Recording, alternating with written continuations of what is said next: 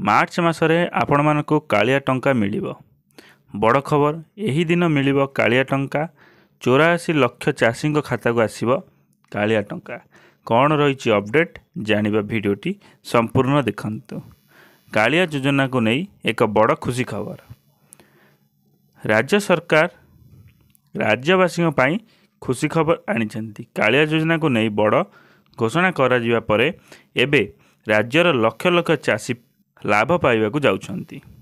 कालिया योजना को नहीं निकट राज्य कैबिनेट रे गुरुत्वपूर्ण घोषणा करा जायतिला। ओडिशार लक्ष लक्ष चाषी बृहत स्वार्थ दृष्टि रे रखी बड़ घोषणा करथिले मुख्यमंत्री नवीन पट्टनायक।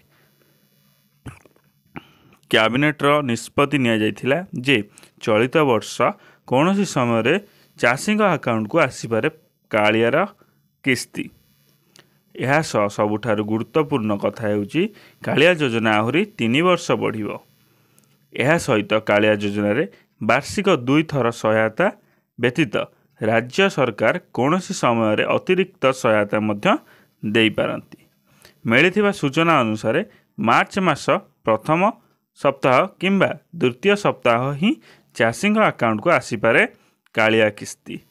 जेतेबेले भी पूर्वरु एप्रिल मासरे आसुथिला टंका केवल सेतिकी नुहे कालिया सहायता राशि को आहुरी 3 वर्ष बढ़ाई राज्य सरकार। यह हेले 2026-27 पर्यंत राज्यर चाषी माने पाइबे कालिया सहायता राशि।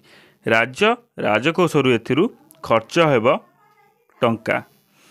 केवल एतिकी नुहे कालिया योजनार हिताधिकारी थिबा भूमिहीन चाषी परिवार को 2000 टंका लेखाए मध्य अतिरिक्त सहायता मिलिबो।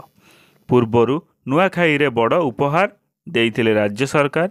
चाषी अकाउंट को कालिया टंका पठाइथिला। नुआखाई उपलक्षे राज्यर चाषी को आर्थिक सहायता पठाइथिले राज्य सरकार। राज्य सरकार पक्षरु आरंभ करा जाइथिबा कालिया योजना परवर्ती किस्ती चाषी अकाउंट को जाइथिला। कृषि भित्तिक पर्व नुआखाई अवसर रे कालिया सहायता देइथिले राज्य सरकार। डीबीटी मोड रे राज्य सरकार चाषी को हस्तांतर करथिले 900 कोटी टंका। प्रति चाषी अकाउंट को जाइथिला 2000 टंका लेखाए। राज्यर 44 लक्षरु ऊर्ध्व चाषी को मिलिथिला यही सहायता राशि। ओडिशार क्षुद्र नाममात्र और भूमिहीन चाषी एथिरे उपकृत होइथिले। 2018 मसीहा डिसेम्बर मासरे राज्यर चाषी मानक कल्याण निमंते मुख्यमंत्री कालिया योजना प्रचलन करथिले। एही योजना रे प्रतिवर्ष हिताधिकारी मानकु 2टी पर्याय रे 4000 टंका आर्थिक सहायता प्रदान करा जाउछि। धन्यवाद। वीडियोटी जदि आपण मानकु भल लागिथिबो तेबे लाइक शेयर सब्सक्राइब कर देबे। धन्यवाद। जय जगन्नाथ।